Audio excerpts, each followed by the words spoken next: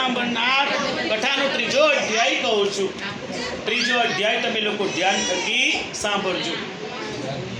કે પહેલા ઉલ્કામુખ નામે એક રાજા હતો અને તે રાજા જીતેન્દ્રિય અને સત્યવાદી હતો. દરરોજ દેવ મંદિરે જતો અને રોજ દેવોના દર્શન તે રાજા કરતો હતો. ભાગ્યની આધારે રાજાને સંતાનની પ્રાપ્તિ થતી ન હતી. સંતાન થાય એટલા માટે રાજા એની પત્નીની સાથે બેસી ભદ્રશિલા નદીના ઘાટ ઉપર રાજા રાણી ભગવાનની પૂજા કરતા હતા. તે સમયે સાધુ નામનો વાણિયો એ ઘાટ ઉપર વેપાર કરવા માટે જઈ ચડ્યો. વાણિયાની નજર રાજા રાણી ભગવાનની જ્યાં પૂજા કરતા હતા એ લોકોની ઉપર પડી. એ લોકોની પાસે ગયો, નમ્રતાથી પૂછ્યું કે હે રાજન, ભક્તિ અને શ્રદ્ધાની સાથે આ કયા ભગવાનનું વ્રત કરો છો? આ વ્રત કરવાથી આપણને શું ફળ પ્રાપ્ત થાય? કૃપા કરીને તમે મને બતલાવો.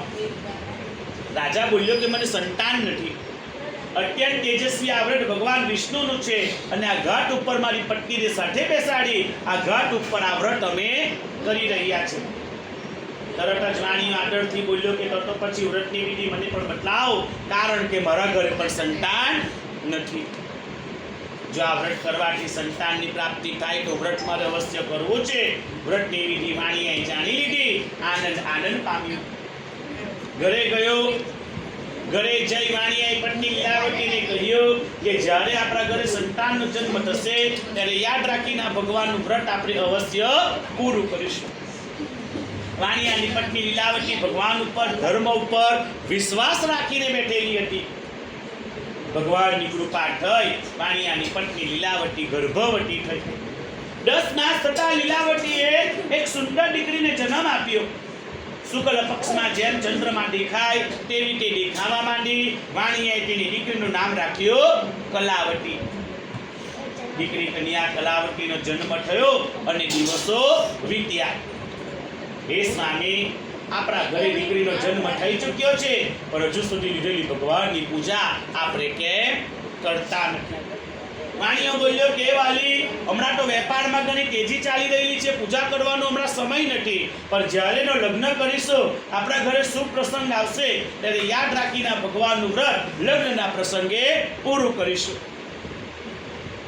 આવી રીતે પોતાની પત્નીને સમજાવી દીધી. દિવસો વીત્યા. દિવસને દિવસે દીકરી ઉંમર લાયક થઈ.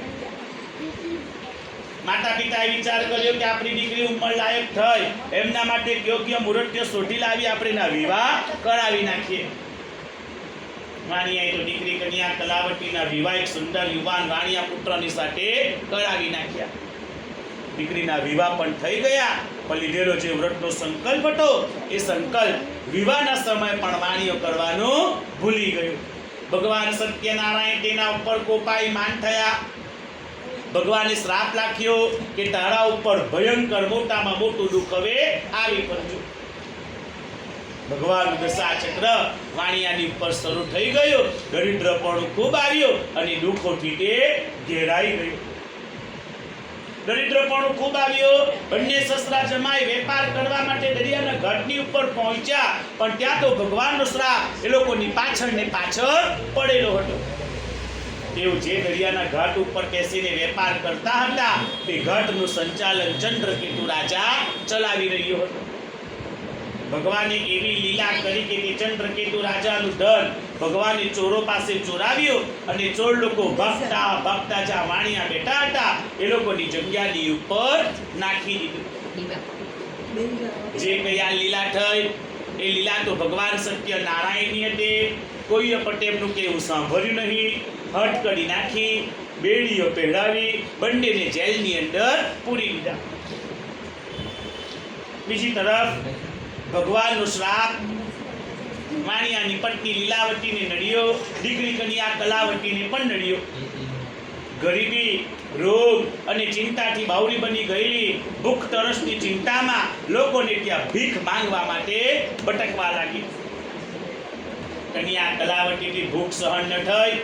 ભટકતી બ્રાહ્મણના ઘરે ભિક્ષાવૃત્તિ કરવા ગઈ કે સંજોગો વસાત તે દિવસે તે બ્રાહ્મણ ભગવાનની પૂજા કરી રહ્યો હતો. કન્યા કલાવતી જોયું કે કંઈક ભગવાનની પૂજા છે એટલે પ્રસાદી મળશે, મને પાણીનો સહારો થશે. આશા રાખી ઓટલા ઉપર બેઠી ભગવાનની પૂજા સાંભળી થોડો પ્રસાદ તેને ખાધો અને થોડો પ્રસાદ પોતાની માતા લીલાવતી માટે પણ તે લઈને ગઈ. લીલાવતીએ તેને પ્રેમથી પૂછ્યું કે તને આટલું બધું મોડું કેમ થયું? તારા હાથની અંદર તો આ કયા ભગવાનનો પ્રસાદ લાવી છે? કન્યા કલાવતી તરત જ બોલી કે હે માતા, બ્રાહ્મણના ઘરે ભગવાનની પૂજા ચાલતી મેં જોઈ, થોડો પ્રસાદ ખાધો અને થોડો પ્રસાદ તમારા માટે હું આ લાવેલી છું. દીકરીના આ શબ્દ તેની માતા લીલાવતીના કાને પડ્યો કે દીકરીના જન્મ વખતનો લીધેલો સંકલ્પ યાદ આવ્યો. મનોમન નક્કી કર્યું કે ભગવાનની પૂજા હવે મારે પૂરી કરવી જ છે. યથાશક્તિ ભગવાનની સામગ્રી તૈયાર કરી, મંડપ તૈયાર કર્યો, બ્રાહ્મણને બોલાવ્યા. શ્રદ્ધા રાખી લીલાવતીએ ભગવાનનું વ્રત પૂરું કર્યું. હે પ્રભુ, મારા અપરાધ, મારા પતિના જે અપરાધ છે, અપરાધ તમે ક્ષમા કરો. તમે ક્ષમા કરવા માટે જ યોગ્ય છો. હું તમારા રૂપને ન ઓળખી શક્યો, હું તમારા ગુણને ન ઓળખી શક્યો. હે ભગવાન, એ ભૂલ તમે મારી ક્ષમા કરજો. ભગવાન પ્રસન્ન થયા, બંને વાણિયાઓને જેલમાંથી મુક્ત કર્યા. રાજાની પાસેથી ભગવાને ખૂબ ધન અપાવ્યો. ધનને જોતા જ વાણિયો આનંદ પામ્યો.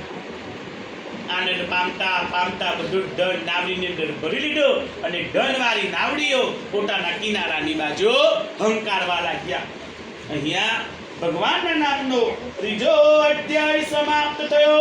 બોલો શ્રી સત્યનારાયણ દેવકી કૃષ્ણ કનૈયા લાલ કી.